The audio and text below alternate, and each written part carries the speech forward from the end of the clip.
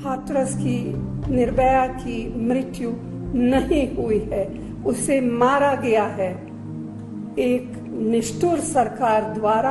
यहाँ के लोगों में हाँ जी मैडम, बिल्कुल सब को दिखाया नहीं है। रात में शव को देखने तक नहीं दिया, न माँ को देखने दिया, परिवार के गांव में घुसने तक नहीं दिया। बहुत दूर से हम आए हैं, घुसने तक नहीं दिया। बात तो हो रही है ना सामने, नहीं क्यों मीडिया की मौजूदगी में। आपको बता दें कि एक तरफ भीम आर्मी के सदस्य हैं, परिवार के लोग हैं, यहाँ पर मंत्री और सांसद आए हुए हैं और यहाँ पर भीम आर्मी के लोगों ने थोड़ा हंगामा किया, नारेबाजी की। परिवार के लोगों का यही आग्रह है कि आखिर अंतिम संस्कार करने की इजाजत उनको क्यों नहीं दी गई है और इसी बात को लेकर इस वक्त गुस्सा देखने को मिल रहा है। गुस्सा क्यों नहीं होगा?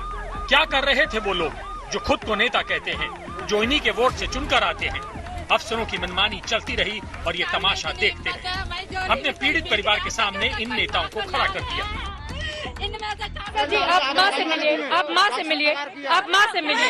ये माँ है, ये माँ सांसद जी भी मेरी बेटी को दिखा दो, थोड़ा बहुत दिखा दो। सीधा लेके चले गए शमशान घाट, सब नहीं दिखाया, चेहरा नहीं दिखाया, चेहरा नहीं दिखाया। इस परिवार के साथ खड़ा हूँ मैं दलित हूँ, दलित की बेटी है, मैं परिवार के साथ हूँ। प्रशासन के प्रति कार्रवाई करवाऊंगा, पीछे नहीं हटूंगा मैं। थोड़ा सा आप इधर आ जाइए। लेकिन ये लोग कह रहे हैं कि अंतिम संस्कार की इजाजत देनी चाहिए थी, पुलिस वालों ने चेहरा तक परिवार को नहीं देखने दिया। देखिए, जब इस 3:30-4 बजे तक जब थाने के बाहर मैं रहा, मुझे नहीं आने की अनुमति दी है। अब मैं नहीं आ पाया हूँ यहाँ, मुझे रोक दिया, तो उस मामले में क्या? आपको कौन रोकेगा? आप सांसद हैं, आपको कौन रोकेगा इलाके में आने? देखिए, मैं सांसद हूँ, लेकिन विपक्ष सामने खड़े हुए थे 250-300 आदमी।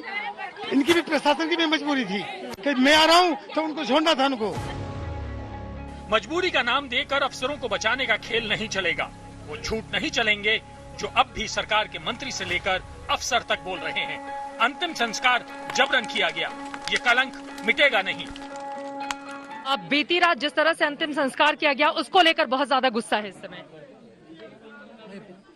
पीड़िता के परिवार ने ही रस्म रिवाज के हिसाब से दाह संस्कार किया है और जहां इस तरह का जो आपका प्रश्न है, इन सारे विषयों को लेकर सरकार ने एसआईटी का गठन किया है गृह सचिव की अध्यक्षता में।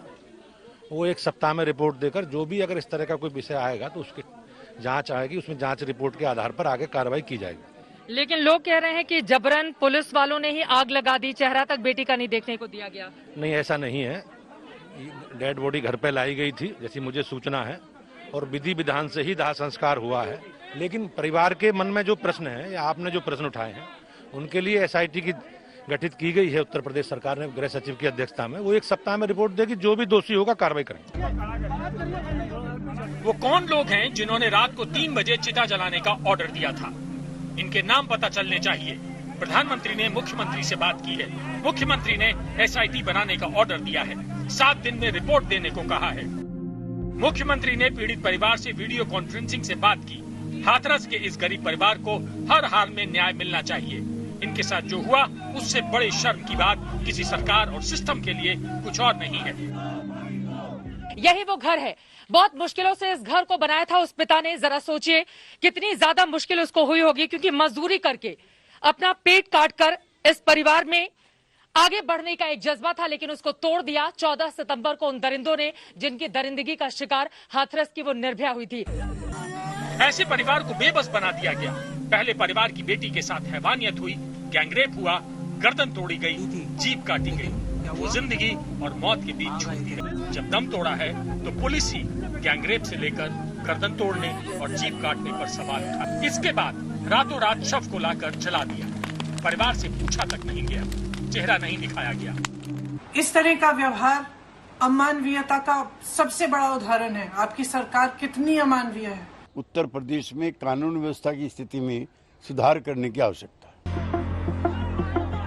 सरकार पर सवाल है, पुलिस पर सवाल है। पुलिस और प्रशासन के ऐसे रवैये की तो कल्पना भी नहीं की जा सकती। इसलिए ये आरोप गलत नहीं है कि इस केस को चुपचाप निपटाने की तैयारी में आधी रात की अंधेर कर दी हुई। आज तक ब्यूरो। नमस्कार, मैं हूं अंजना ओम कश्यप। हमें उम्मीद है ये वीडियो आपको पसंद आया होगा। लेटेस्ट खबरों के लिए यूं ही देखते रहिए आज तक और इस वीडियो के पसंद आने पर लाइक, शेयर एंड सब्सक्राइब करना ना भूलें।